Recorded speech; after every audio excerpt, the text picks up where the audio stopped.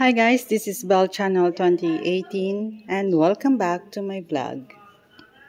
Insecure yan ang diretsahang pag-amin ni Kay Abad nang mapag-usapan ng mga usapin patungkol sa self-confidence. Nagpakatotoo ang aktres sa pagsasabing nakakaramdam pa rin siya ng insecurity kahit na happy at kontento na siya sa kanyang buhay ngayon. Sa pagkikipagtsikahan ni Kay kay Boy Abunda sa nakaraang episode ng Fast Talk ng GMA7 ay natanong nga kung naatake pa ba siya ng matinding insecurity kahit na matagal-tagal na rin siyang napahinga sa industriya ng showbiz. Yes, palagi. Ewan ko Tito Boy, insecure ako, natatawa na lang nasagot ni Kay. Kaya naman nagulat ang award-winning TV host na sumundot ng tanong kung bakit ang ganda-ganda naman niya.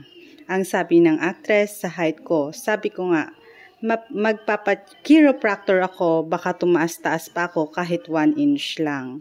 Magpapa-stretch lang ako ng konti sa height ko, insecure ako sa height ko, pag-amin niya.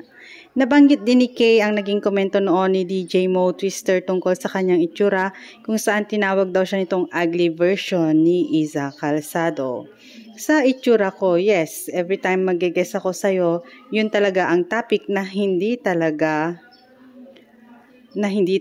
I would like at my face in the mirror, always na hindi ako pangit. Hindi ako napapangitan sa sarili ko. Hindi ko sinasabi na pangit ako pero hindi ako nagagandahan.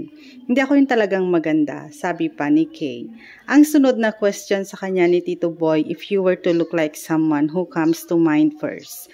Iza Calzado, ang mabilis na sagot ni Kay na sinang-ayunan ng TV host. Oh, beautiful.